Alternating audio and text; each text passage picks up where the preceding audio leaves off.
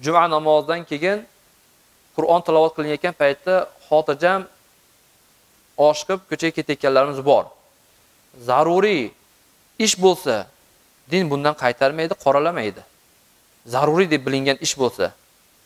Lekin tirikchilik, obedga borishimiz kerak bo'lib, ishxonaga borishimiz kerak bo'lib, shunaqangi bir sabablar bilan ketayotgan bo'lsak, iltimos qilardikki, bularga ham talab shu Qur'on tilovatini tinglab bo'lgandan so'ng o'zi qisqa tilovat qilinadi. Uzoqdan uzoq emas. Agar uzoqdan uzoq bo'lsa ham Qur'onga muhabbat o'laroq tinglashimiz kerak. Lekin shu ko'pchilikka malol kelmasin.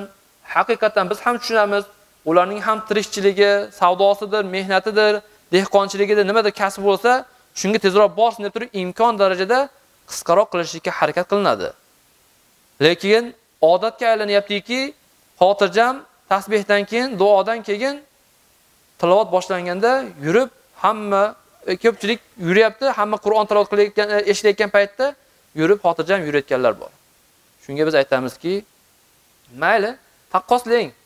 Agar shu ko'chadagi ishingiz bu beriladigan savobdan ko'ra ko'proq ishga bo'lsa, darajat yuqoriroq bo'lsa, biz qaytarmaymiz.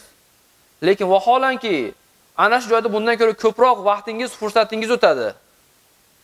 Lekin bu yerda ozgina 5-10 daqiqa fursat ichida itmomiga yetadigan juma namozini komil holatda savobini olaylik-ku, ana undan keyin yo'lga chiqsak, maqsadga muvofiq bo'ladi. Bizning niyatimiz aynan shunda.